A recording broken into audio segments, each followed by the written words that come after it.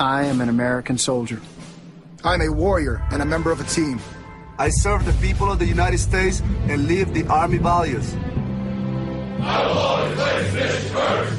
I will never accept defeat. I will never accept defeat. I will never quit. I will never leave a fallen comrade. I am disciplined. I am disciplined.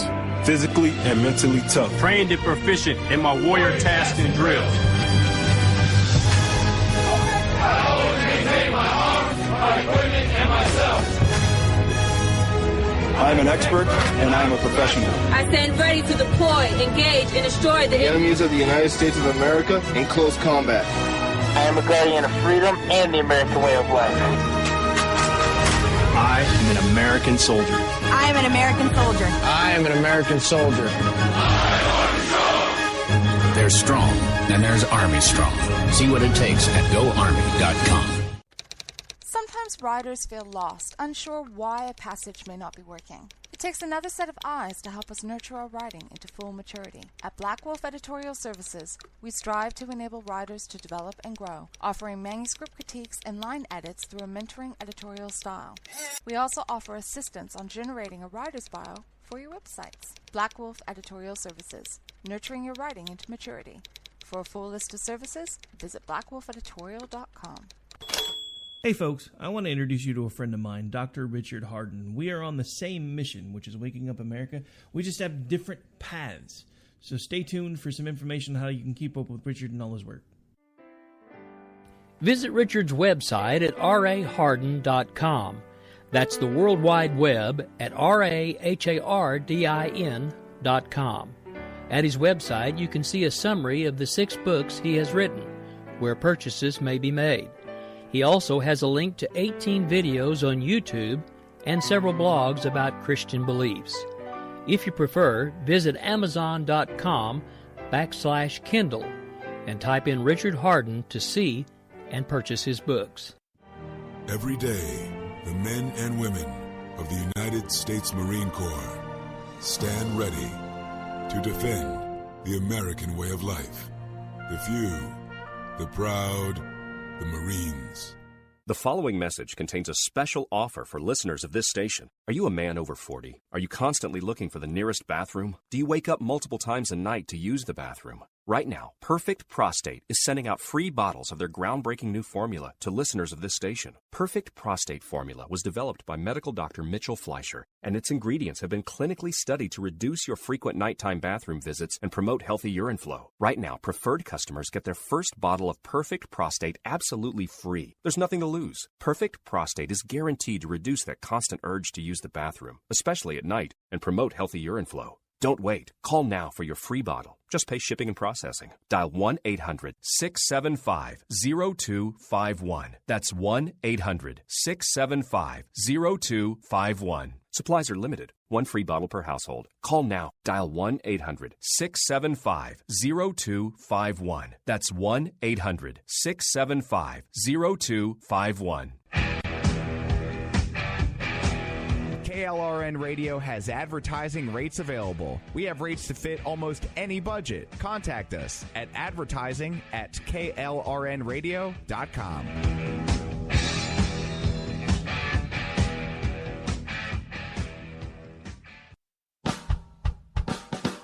You're listening to the Spark Radio Network, internet radio like you've never heard before. Innovation, creativity, and imagination are all said to begin with a spark. So fasten your seatbelt and take the ride of your life and listen for the spark.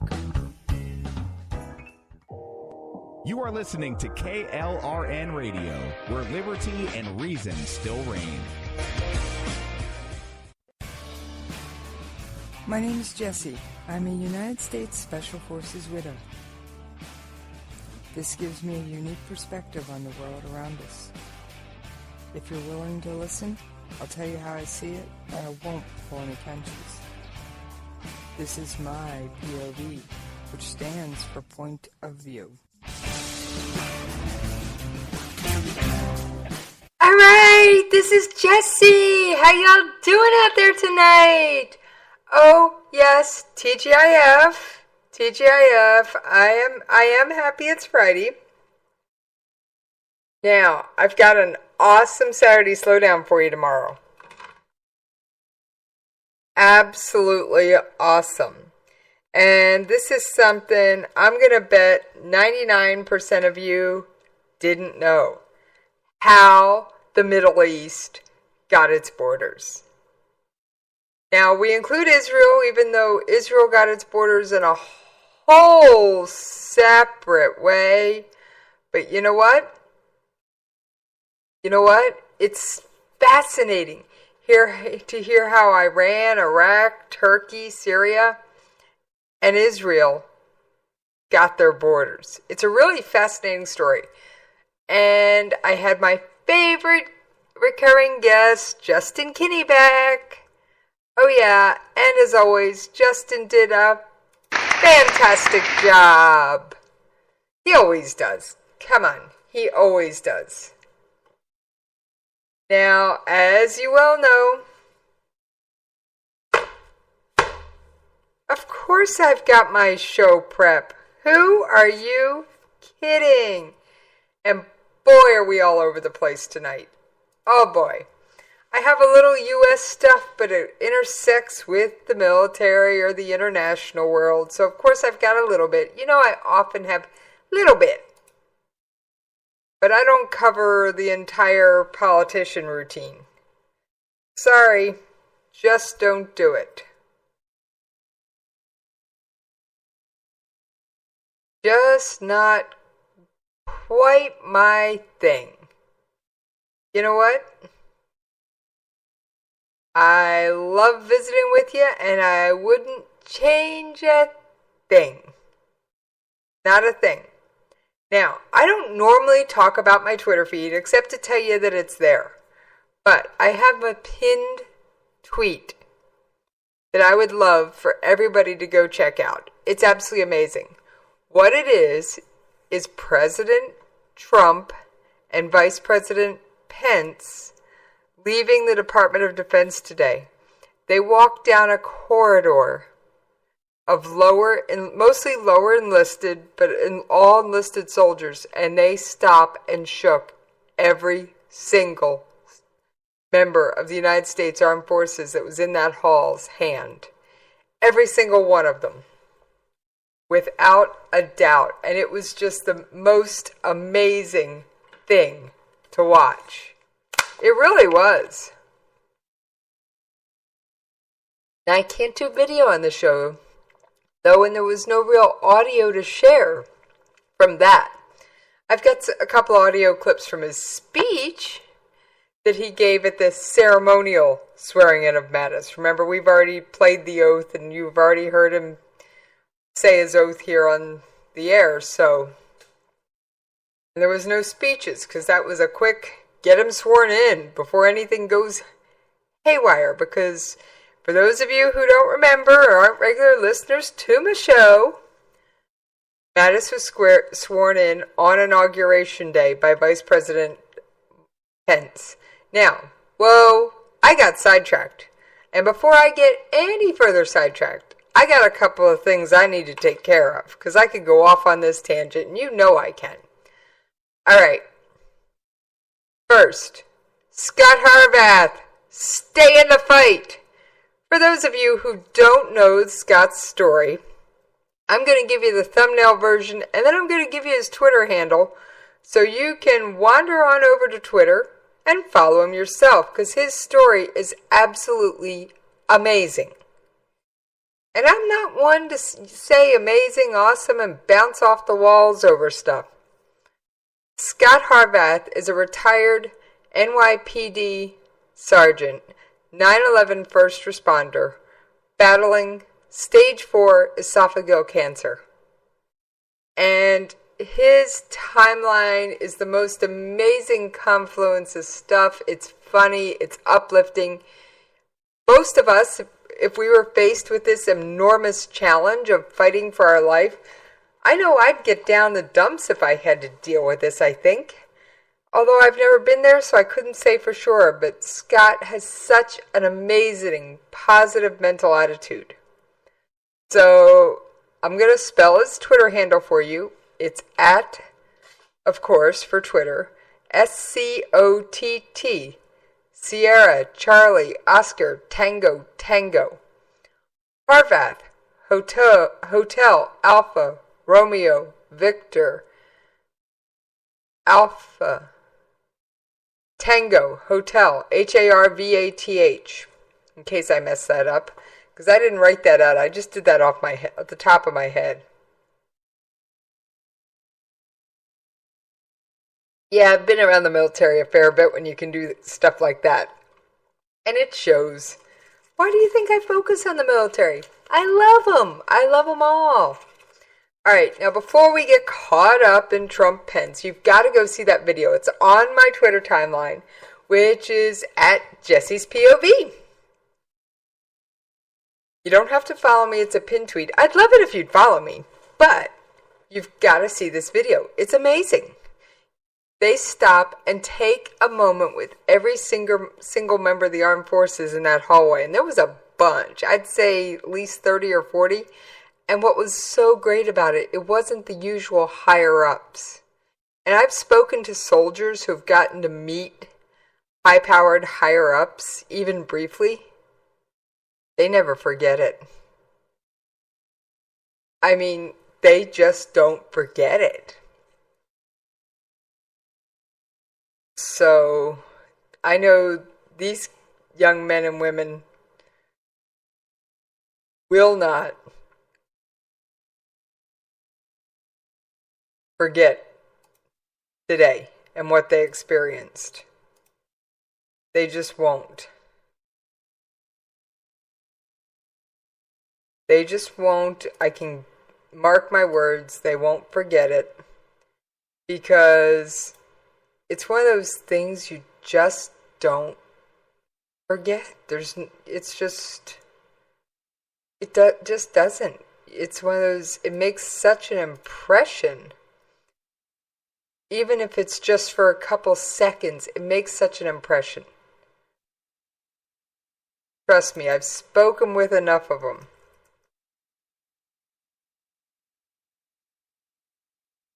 Moving right along. We will go back and cover that again in a little more detail later. Promise, we'll get back there. We will.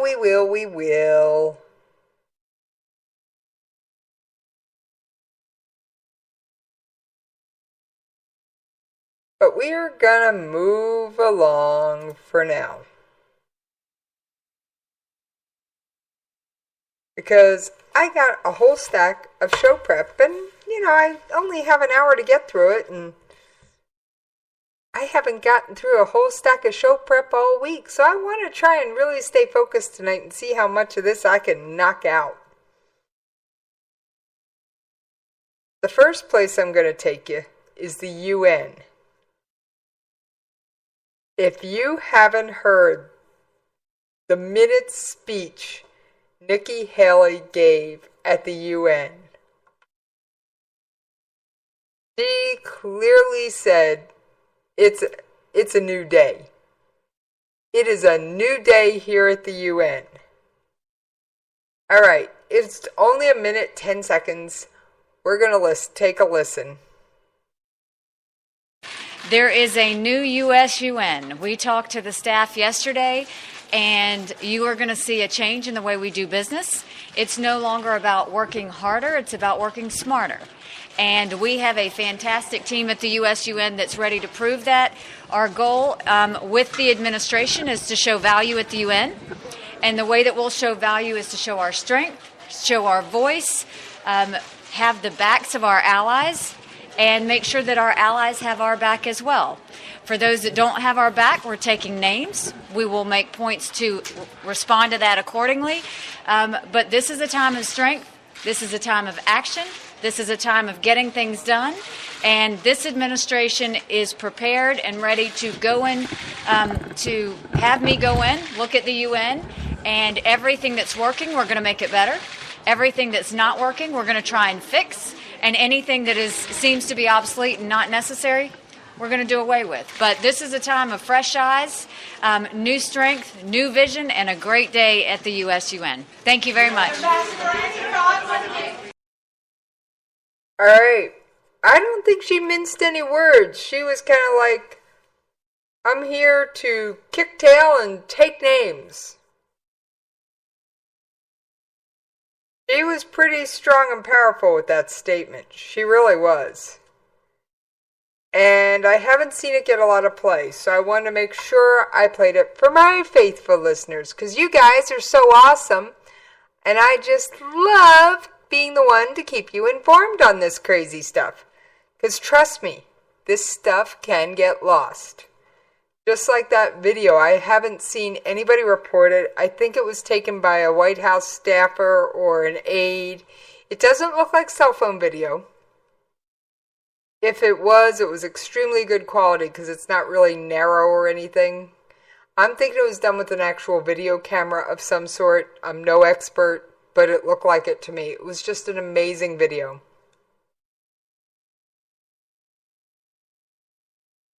But first, before we get to what Trump said at the Department of Defense, I'm going to start with the story that actually shook me a little bit.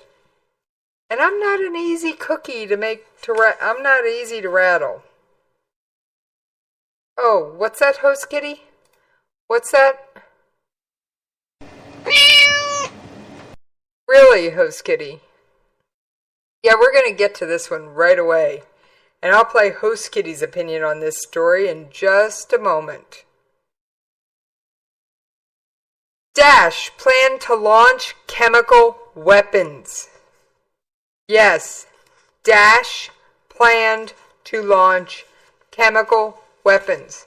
Now, we're going to rewind for just a minute. And if you recall, several months back, they were using a mustard gas type substance in a few rockets. I don't believe I still have the audio. I'm going to take a quick peek, but I don't think I still have it. No, I don't seem to have it. But months back, they were planning on using mustard gas. Now that stuff is no fun.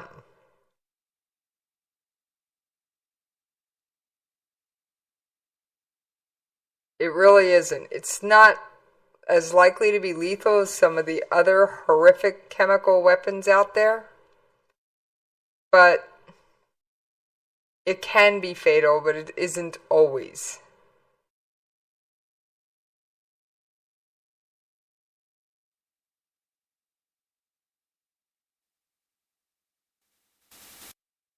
Now, a warehouse and unloading. This was from a warehouse near the Tigris River, where dozens of missiles were stored alongside makeshift launchers. Even if the rocket was fired from a makeshift launcher, it could still carry its payload tens of kilometers, according to military advisors. So even though they're working with a tight string and toothpick and bubblegum launcher, it could still be deadly. Now, some of these weapons had Russian markings, which makes me think they probably didn't come from Russia proper. But if you remember, Russia used to have part of the Ukraine and they took back over a part. And no offense, they're not the best at securing everything. They can be just a wee bit dodgy. Sometimes they'll just throw a padlock on it.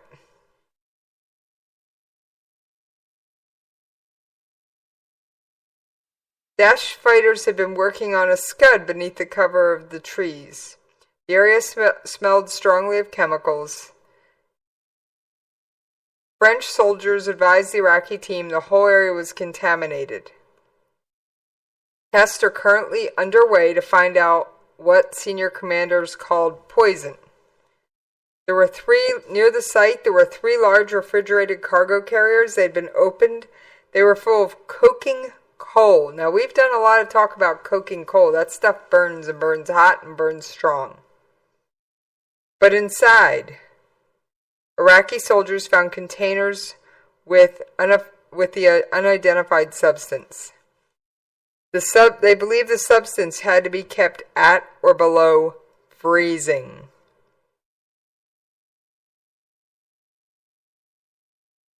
Brigadier Ali of the Counterterrorism Service, in charge of the weapons discovery, said that the production of chemical weapons had been halted by the start of the offensive on Mosul and the targeting of Daesh fighters by coalition planes. Daesh wanted to use these weapons they'd spent a long time modifying. Allegations of chemical weapons use, particularly chlorine in the Syrian conflict, have been leveled at all sides, but the discovery of actual chemical weapons and possibly a more lethal substance than chlorine is frightening. Now, if you recall, there was a university in Mosul, and of course it was taken over by Daesh, and it was turned into Daesh University, which was nothing more than a glorified terrorist training camp with pre-built classrooms.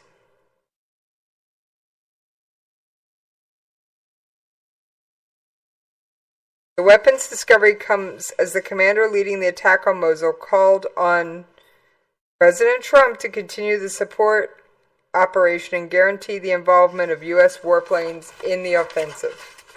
Yes, I have no doubt we're going to do that. General Abdul Wahab al-Sadi balked at the new president's description of the operation as a disaster. We're on the ground, not the president. It took 1 month to take Fallujah. Without American support, it would have been 6 months and cost a lot of men. It would be the same in Mosul, but this is a different battle and could be worse. Iraqi special forces are now in full control of eastern Mosul, and preparations are underway to launch an offensive on the west of the city. Now, for those of you who are unfamiliar with the layout of Mosul, the Tigris River. Yes, the historic Tigris River divides the city in two. And I'm going to replay just a bit of audio from last night. As you know, the bridges in Mosul have been taken out. However, the Iraqis have picked up a new skill from their American trainers. In the past, they needed a little bit of assistance, a little bit of advisory skills, a little bit of help, and the coalition was there to provide that advisory capacity. But their most recent bridge that they laid a month and a half, 2 months ago, they did all by themselves. The engineering regiment did it all by themselves. And so they have the capacity and the capability to do that all by themselves now. So the Iraqis have learned how to construct a quick bridge or use military bridging equipment effectively without American advisors. That in my mind, especially with the Tigris dividing the city that they're currently operating in, is a huge step forward because, of course, all the bridges have been either taken out or disabled. Now, there's also video on DVids of Daesh boats fleeing. Well, this particular Daesh boat in the video met with a Predator drone. And for those of you who don't know what DVids is, dvidshub.net is a repository for military videos that have been declassified, unclassified, press conferences. It's where I get a lot of my source material. So if you become a regular fan of the site, don't be surprised if you hear some of the same stuff here. Moving right along. Eek! I've only got 5 minutes to... Oh, what was that, Host Kitty? You have a comment about the chemical weapons? Yeah, I agree with that.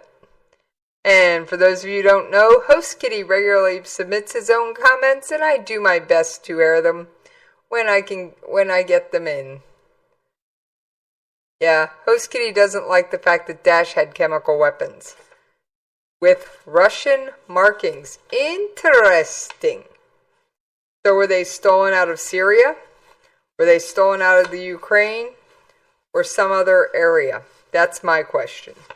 That's going to take time. We're going to have to find out what type of chemical weapons.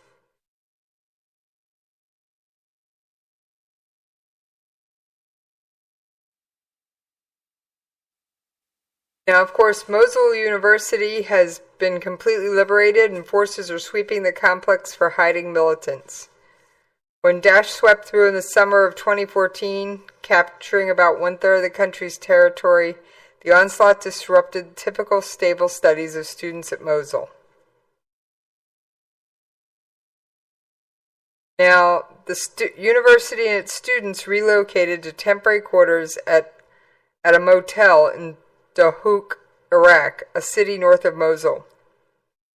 And this hotel became a makeshift campus, which means these students didn't give up. And guys, that's awesome. They had the fortitude to tough it out. Now, in 2014, after Daesh captured the city, Iraqi officials reported, and for those of you new listeners, Daesh, ISIS, and ISIL are the same thing. Daesh is the Middle Eastern acronym, and quite frankly, they hate it, which is why yours truly loves to use it. Oh, yes, I do. So, back to what I was. In 2014, after Daesh captured the city, Iraqi officials reported that the group had also seized about 88 pounds of uranium compounds kept at the university. Now, a U.S. government source said the materials were not thought to be enriched, therefore it would have been hard to turn them into a weapon, but they did have it. And they may have tried to make dirty bombs and things like that. However, the terrorist group set up shop in the university's labs and workspaces, building chemical bombs and suicide vests. Now, in early 2016, the U.S.-led coalition began targeting suspected chemical weapons facilities in the city. This was around the same time U.S. Special Forces captured Solomon Daoud al-Bakr, who worked on chemical and biological weapons under Saddam Hussein, and became known as Daesh Emir of Chemical and Traditional Weapons Manufacturing. Intelligence indicated Daesh converted a pharmaceutical complex into chemical weapons production capability using chlorine or mustard gas. Now remember, I told you about the mustard gas. Take a deep breath. Our troops are protected. They carry the special gear needed to defend against such things, especially the less than stuff that isn't instantly fatal. There's things like Serin and VX that's just plain nasty. My, oh my, where did the time go? We gotta take that commercial break, and I will see you on the other side.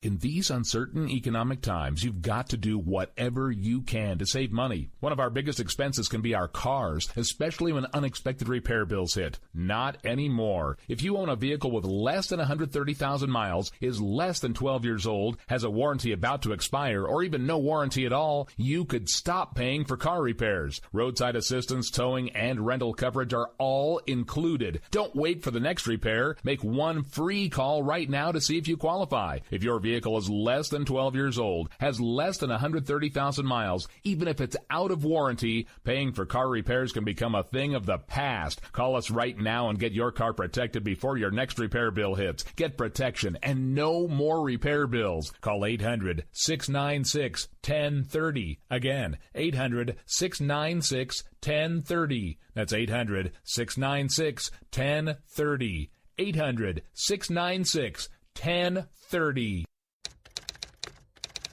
All writers are prone to becoming so attached to our characters and stories that we struggle to see why a passage may not be working. It takes another set of eyes to help us nurture our writing to full maturity. At Black Wolf Editorial Services, we strive to enable writers to develop and grow, shaping stories into masterpieces that can stand the test of time. Editing services are provided for all genres and all age categories.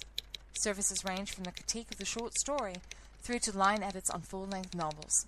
We also offer assistance on generating writers' bios for your websites. We won't abandon you to the masses. We want to celebrate with you in your successes. Black Wolf Editorial Services, nurturing your writing into maturity. For a full list of services and prices, visit us at blackwolfeditorial.com. I've owned my company for 14 years now, and I can tell you that payroll is a 4-letter word. I hate doing it. It eats up hours I don't have, and it costs me money I could be saving. But my accountant's too expensive, and I'm not sure who to call, but I know I need help. We're Paychex, and we take all the hassles out of small business payroll. We save you time and money. It's easy. Call, fax, or give us your payroll information securely online, and we take care of the rest. We calculate the correct taxes, manage payments and direct deposits. We even send out your checks. Payroll doesn't need to be a 4-letter word anymore. We're so sure that we can save you time and money that we'll give you a month's payroll free. Just for calling 877-757-2782. Get 1 month's payroll for free. Call Paychex right now. 877-757-2782. That's 877-757-2782. KLRN Radio has advertising rates available. We have rates to fit almost any budget. Contact us at advertising@klrnradio.com.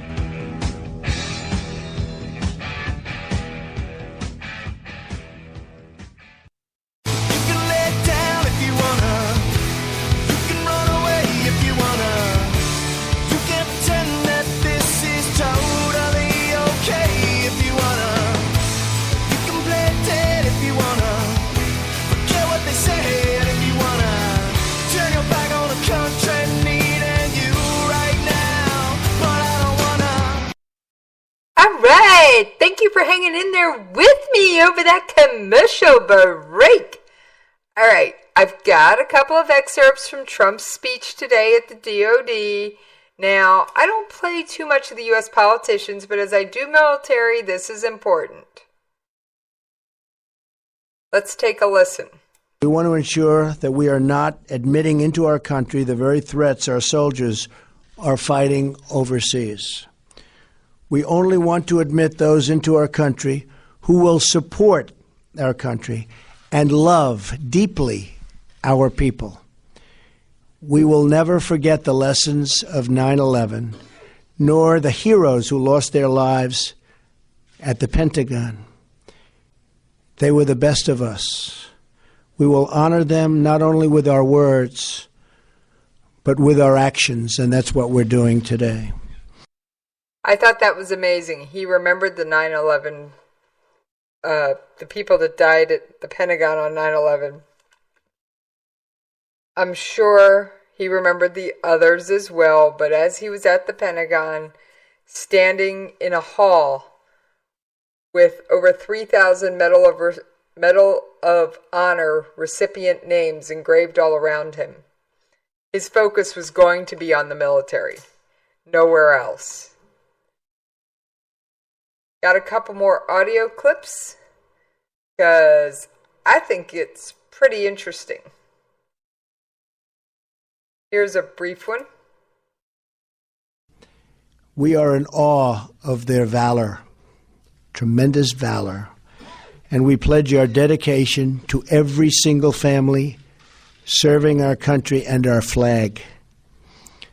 That is why today I am signing 2 executive actions to ensure the sacrifices of our military are supported by the actions of our government, and they will always be supported by the actions of our government, believe me. I thought that was pretty cool. He definitely showed his support to the military today, although President Trump, if this message manages to reach you, which I doubt that it will, please pull your thumb in when you're saluting. I was watching a couple videos of that, and you need to learn to pull your thumb in. Yes, I know, a little tiny critique, but it's meant in the best spirit. It really is. Moving right along. The flawed aftermath of a Damascus suburb truce. Yes.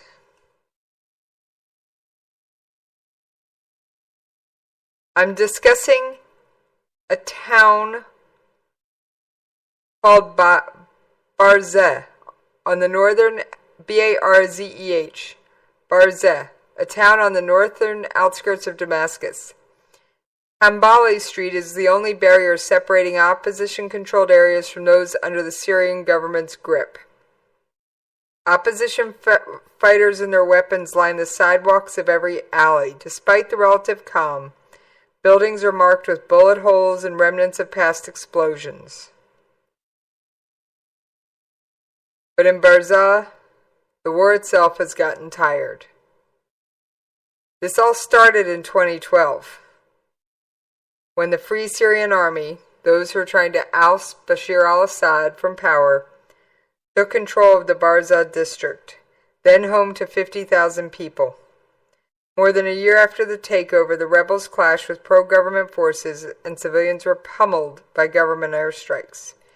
In 2014, government and rebel forces accepted a ceasefire agreement to end the bloody deadlock. 3 years later, this is one truce that has survived. It's one of the few. And it's largely allowed residents to return to a semblance of normal life. However, it does have its imperfections. Now, for those of you who are wondering about your Syrian scorecard, remember, Bashar al-Assad is being propped up by who? The Russians and the Iranians. Don't forget it.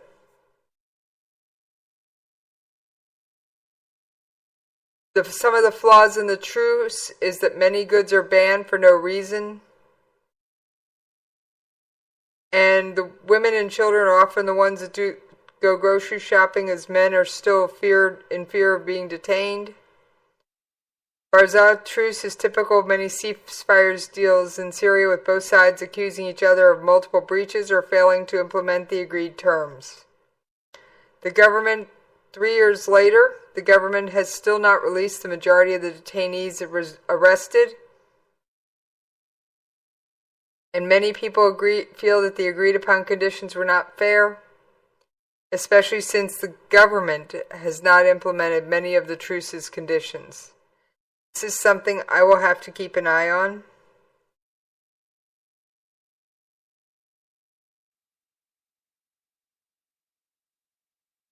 So there are other cities in Syria near Damascus that are suffering similar fates. This isn't the only one. Now we're going to take a peek at Raqqa. Oh yes, and then we're going to move on to another intriguing spot in this battle.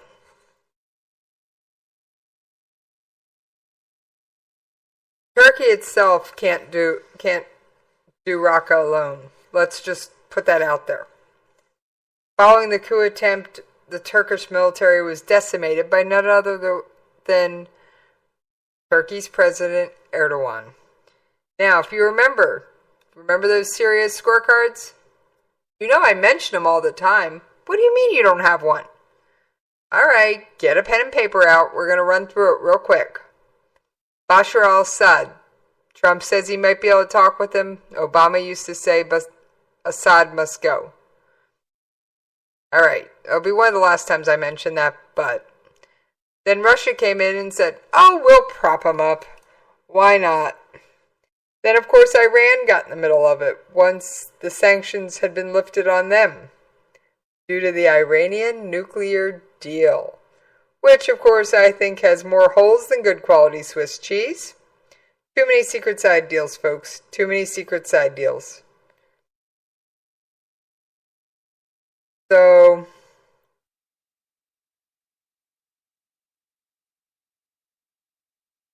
now Turkey is advancing towards Raqqa, but you can get to Raqqa, but what's your exit strategy? Now, for those of you who don't know, if you've been living under a rock, you may not know that Raqqa is the self-declared capital of Daesh.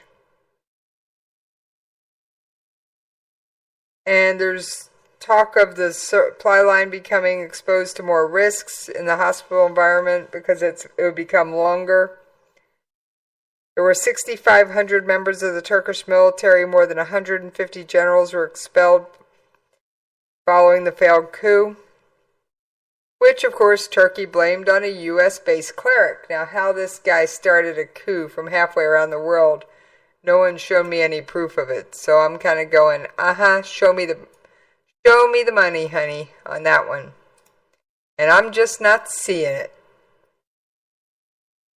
Before the takeover bid, which many in Turkey believe was supported by the United States, I don't think so, but I don't see what the United States would have to gain. I really don't.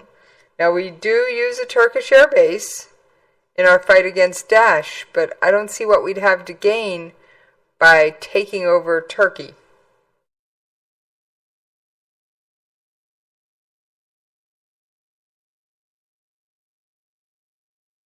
Just an example of some of the things that have been suffered under the dismissals because of the coup. The current ratio of combat pilots to jets is 0.8. International standards say it should be at least 1.5 pilots to every jet. Fears grow that Turkey is getting sucked increasingly into the Syria swamp.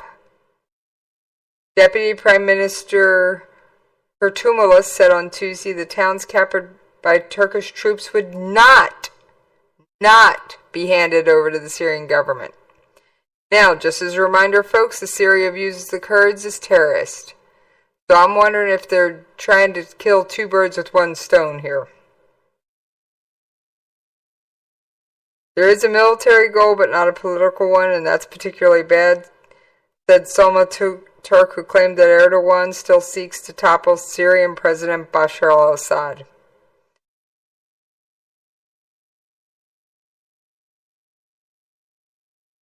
So, they've had many calls from analysts in Turkey's main opposition party to mend fences with Assad, but it hasn't worked. Now, Al-Bab, you've heard this name, this city, especially if you're a regular listener to this show. The operation to seize the town began around mid-November. Now, this is a town that's kind of in a border territory. And they claim that more than 50 Turkish troops have been killed and many more wounded in the operation. And they want to clear the area of Daesh and the YPG. Remember, the YPG are our Kurds. There's the PKK, which the U.S. supports, and the YPG that the U.S. does not support. Currently, the U.S. and U.S. Syrian-backed democratic forces composed to a very large extent of members of the Kurdish People's Protection Units, YPG, are preparing for an offensive this year against Raqqa. Even though they're kind of about the YPG, they are using them for the battle in Raqqa because They're there, and they've had great success against Daesh. Excuse me, it's the YPG we support and the PKK we don't. Sorry, I got them mixed up. Apologies. Please accept my correction.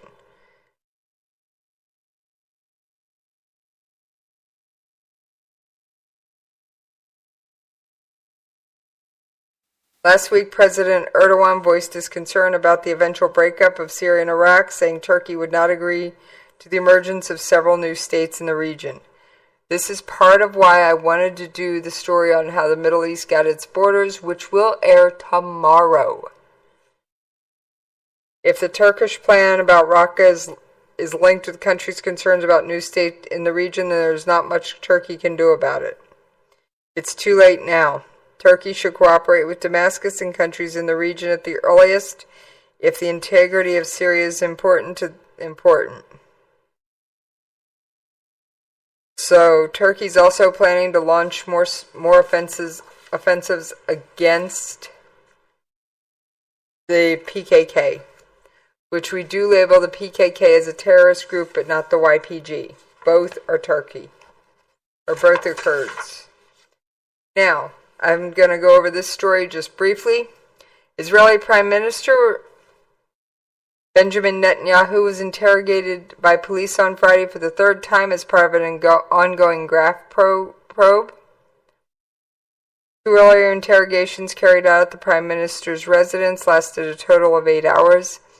Netanyahu is a suspect in 2 separate criminal investigations relating to moral integrity, according to Attorney General Avichai Mandelblit.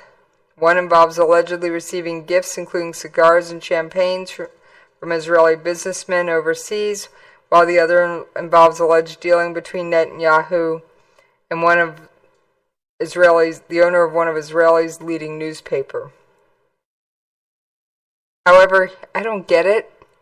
The newspaper is regularly critical of the Prime Minister.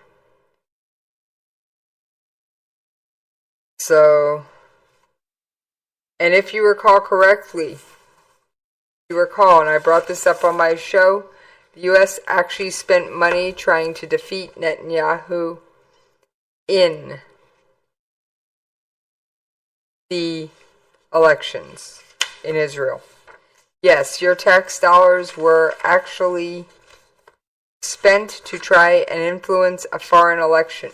And then they get bent out of shape when Russia pushes a little propaganda. Excuse me. Pot, stop calling the kettle black.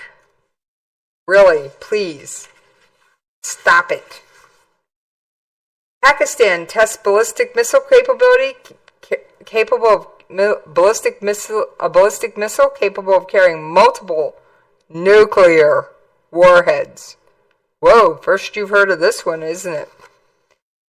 Pakistan says it successfully tested a surface-to-surface ballistic missile capable of carrying multiple nuclear warheads and can hit targets with precision as far as 2,200 kilometers. Now, I haven't done my calculations, but guys, that's pretty far.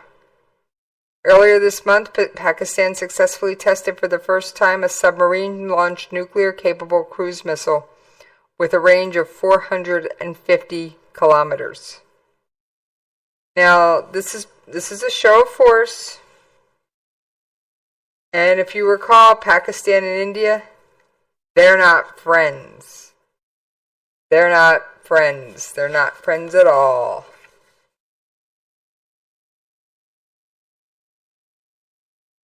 Now, got a couple more articles I wanted to get through.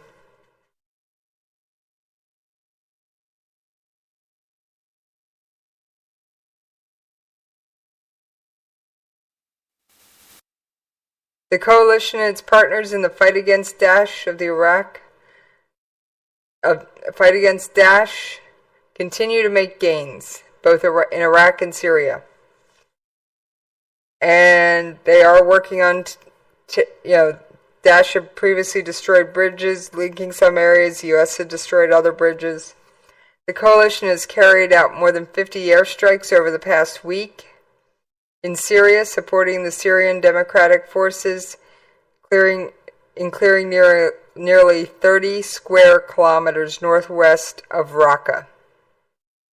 The Counter-Daesh coalition continues to lay tremendous pressure on the extremist organizations in northern Syria. The Syrian Democratic Forces, or SDF's multi-ethnic forces, are methodically clearing areas of remaining pockets of Daesh terrorists and fortifying their own defenses. Now, they are still 30 kilometers away from Raqqa, so that's a story we're going to have to keep our eyes on. It really is.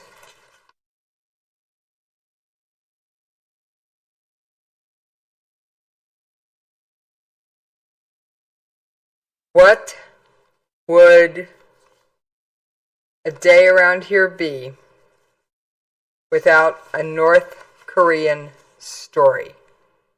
Or an Iranian story, and I've got both. North Korea appears to have restarted its plutonium reactor. Satellite imagery indicates North Korea has resumed operation of its reactor at the main nuclear site used to produce plutonium for its nuclear weapons.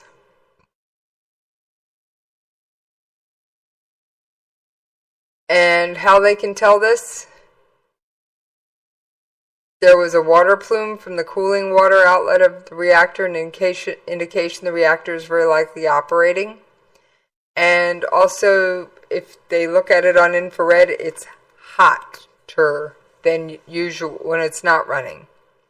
North Korea has maintained its nuclear missile programs in violations of repeated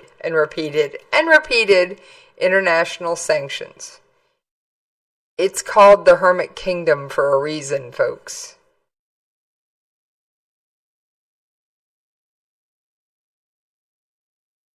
North Korea also produces highly enriched uranium for atomic bombs and would have sufficient fissile material for approximately 20 bombs by the end of last year, and the capacity to produce approximately 7 more. And this is because, based on U.S. nuclear expert Siegfried Hecker, and this was published on 38 North last September, North Korea has stockpiles of 32 to 54 kilograms, or 70 to 119 pounds, of plutonium. Now, one of the bombs, and I don't remember if it was Hiroshima or Nagasaki, was plutonium, the other was uranium. It takes far less plutonium to make a bomb. There are rumors that Pyongyang is seeking negotiations with the United States. Now, these are rumors. However, North Korea may be offering conditions for negotiations with the new U.S. administration of President Trump. However, nuclear weapons are not on the table. And this is according to Pyongyang's news agency, KCNA. And of course, they say the United States is responsible for North Korea's nuclear proliferation. I don't see how, but that's the way they see it. But we all know the Hermit Kingdom has quite the intriguing take on things.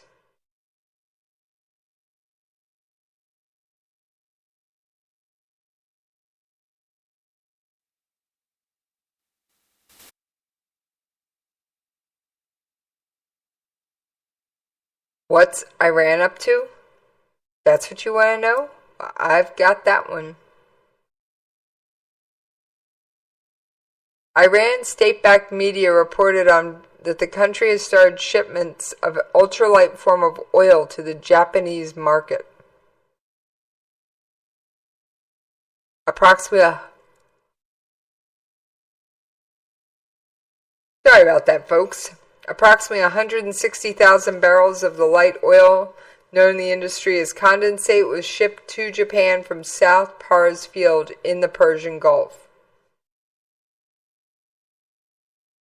Now, this is news because that's going to give Iran more money, and more money means more funding for their terrorist programs. Remember, Hamas is backed by Iran.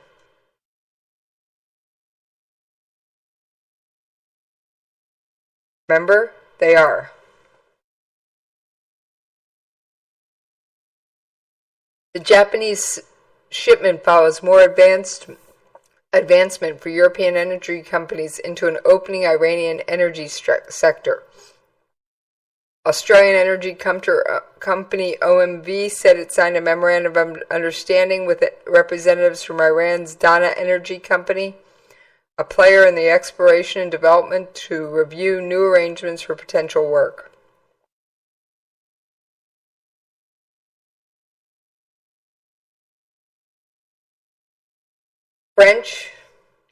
The French have also waded into the Iranian energy sector with a memorandum of understanding of their own.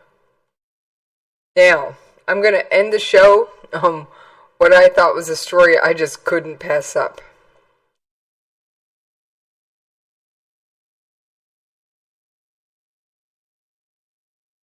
This is going to sound a little crazy.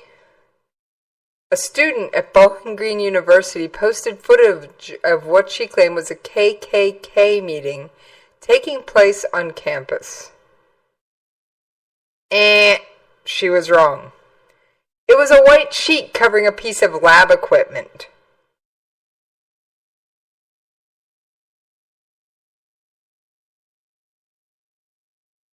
Now, people did freak out. And one person claimed that the video was an example of how things are in Donald Trump's America.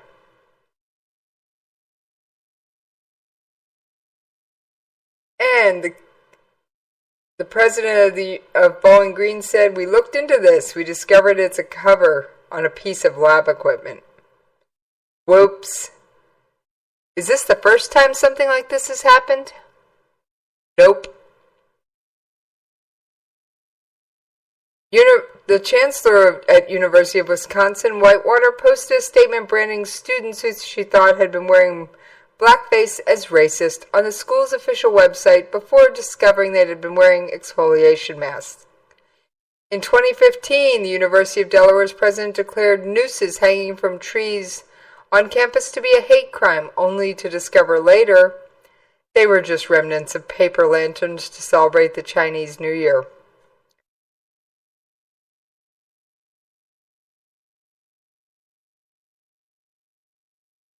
No doubt, the charge that Bowling Green State University was allowing KKK members to conduct business on their campus is a serious one, and that's what makes this Twitter user, who I'm not going to give out her name, such a big deal. But folks, if you tweet something out and you find out later you were wrong, please, please, please tweet out a retraction.